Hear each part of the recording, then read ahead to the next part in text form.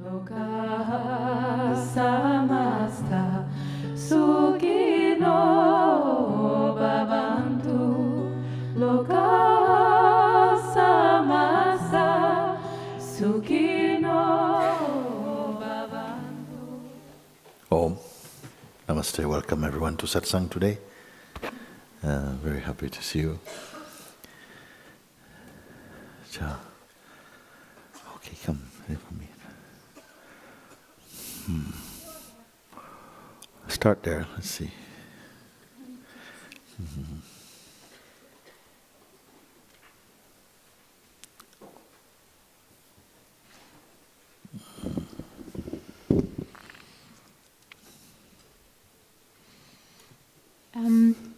When you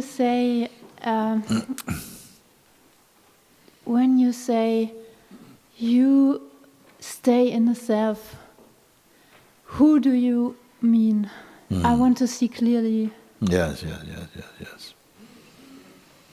It's not the mind who say, I am meditating now and going into the self. It's Let not me try and explain then what I mean by that.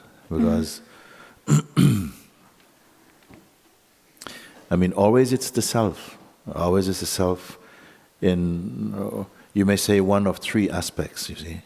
Either it's the pure self, which is free from receiving any advice or any instruction, you see.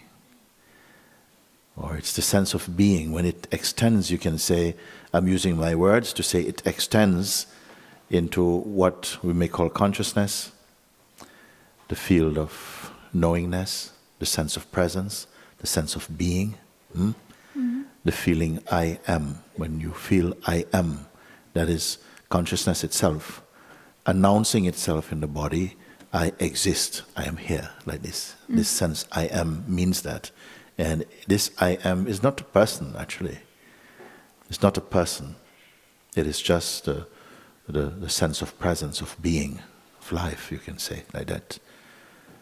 But as soon as it manifests, it needs also the body to have to feel its own sense of being.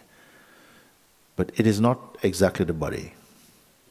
Or the body is an aspect of itself, but it's not what it really is.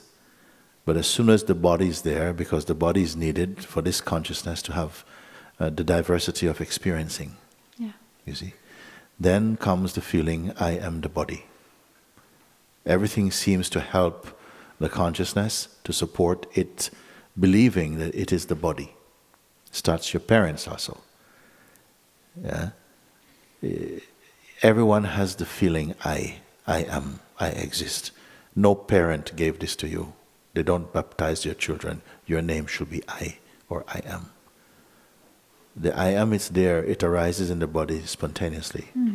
It is not the name and it's not the body actually. But somehow it gets gradually converted into the belief I am the body. Once this belief I am the body is formed, like this, then other information can come on top of this fundamental belief, I am this body. And that which is not the body begins to live as though it is the body. It is the identity, I am the body. And that is what is referred to as the ego. Now, the ego, of course, the root of it is the same self. The sense of being arises from the absolute, from the pure one, the perfect one. But as soon as it arises as the beingness, it needs the body to express. Then it identifies with the body, and the secondary identity comes, I am the person, this is me. I'm a man, if you have a male body. I'm a woman, if you have a female body. And then also, I was born in this place.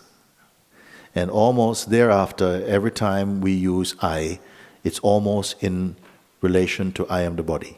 Yeah. You see, but it's not the true import of I. I really is consciousness. The secondary extension, I am the person. This is the kind of person I am. The culture, the conditioning that took place for this mind and consciousness is embraced as a fact, you see. But still, at the root, it is consciousness. And for a while, the consciousness can live with this in this limited, what you may call mode. It can live with this sense, I am a person, for a while. Then something inside begins to urge it again to go more deeply, to come this way rather than out. Through the senses, it seems like the mind begins to go shopping through the senses, and it wants to make its life here. It believes, I am from here, I am a human being, this is my planet, this is my home, this is where I must save, must make this place beautiful. That is what I call the philosophy of that extended consciousness. But what brought you here? Something is not enough on that realm. Even if you have everything that is offered on the realm of the body-mind belief, something will feel not enough. Something is missing. There's a missing piece. Nobody has to teach you this. It's something inside, like a hollowness inside your heart. And that will be your stimulation, something that begins to motivate you to look, to satisfy that yearning inside yourself. So, who is receiving this advice? Turn your attention to this. Who will receive it? It is the beingness in its belief or under the hypnosis that it is only a person, you see. Mm-hmm. And then it is yearning to move beyond the limitations of personhood. Because when it identifies with self, with the body is limited. And something on some level in us knows intuitively that some part of us is unlimited. You don't have to be taught that. It can just be something very subtle feeling inside. If you are over-educated, you may lose temporarily this feeling and just only respond to what you perceive to be facts, scientific facts, which are not facts for you really, but just what you believe. And belief makes life, you see. Then sometimes as you begin to turn your attention inside, some of your beliefs begin to be exposed as untruths for you. And that can be painful. It can lead to a sense of instability, of fear, like your world is falling apart. But this falling apartness is also very important in order to come out, somehow wipe the slate clean again almost, to come back to your original intuitive self-knowing. This is what we call the play or the game or something like that. And no being escapes it. So it is the consciousness itself which has become a little bit distorted or polluted by a lot of thoughts about itself which are not truths. They are beliefs, but they are not fundamental truths, you see. And then at a certain point they won't be working anymore, you see. And this is why we practice this to discover these lies.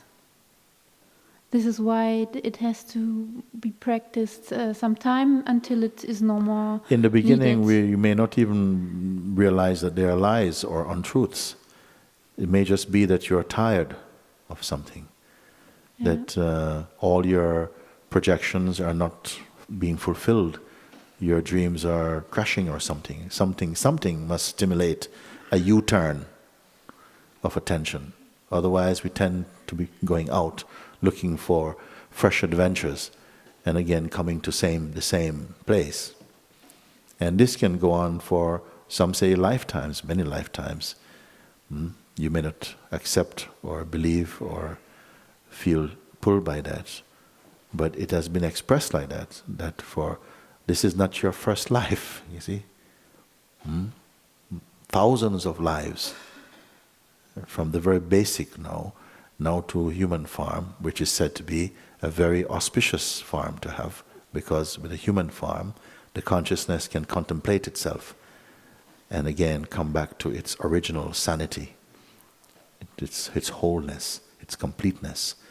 And even if it doesn't completely fulfill that exploration, on the way it is tasting the fruit of introspection, you see.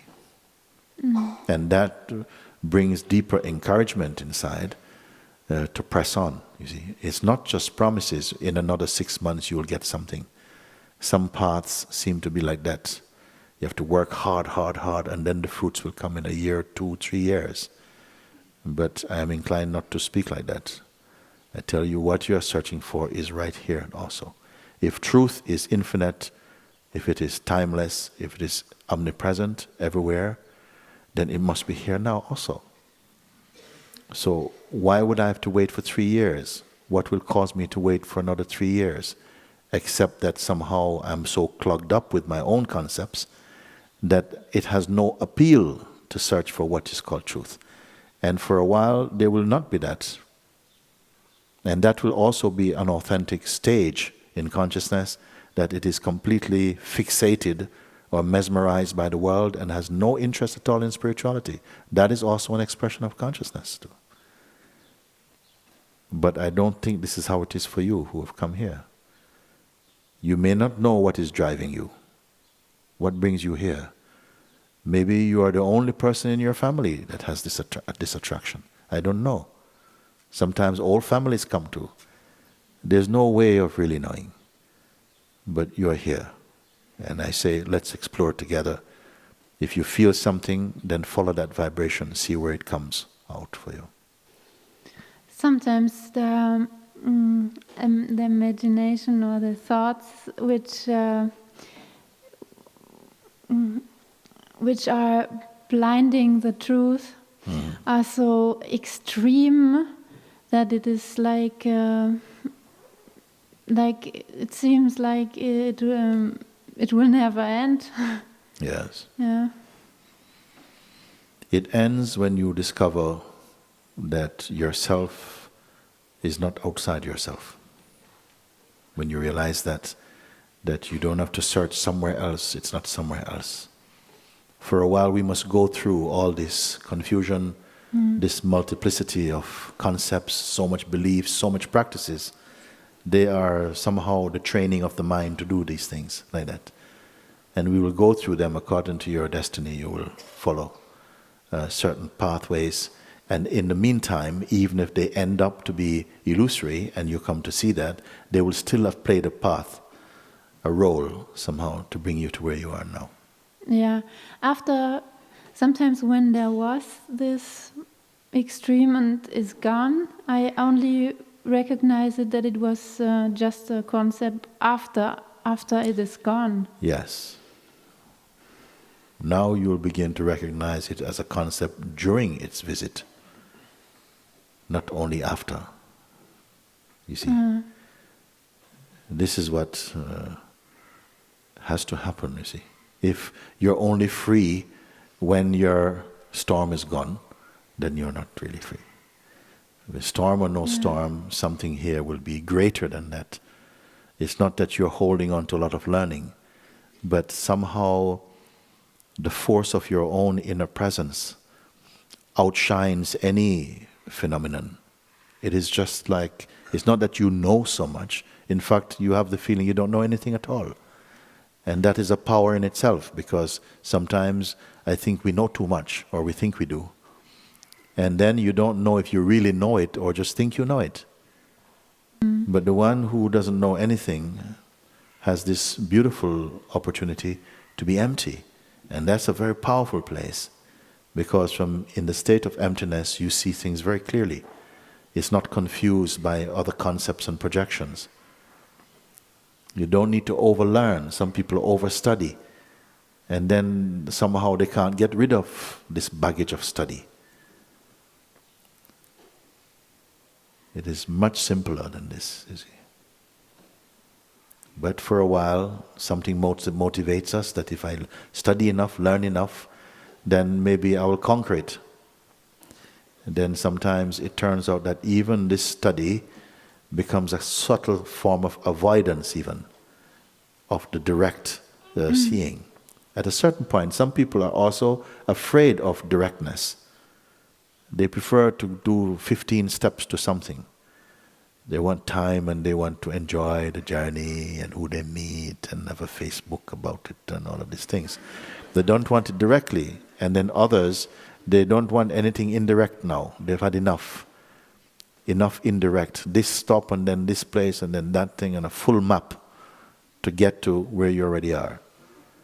So it just depends on what has happened inside you, see? Whether you have more mileage to do in terms of your belief. Here I point you to that.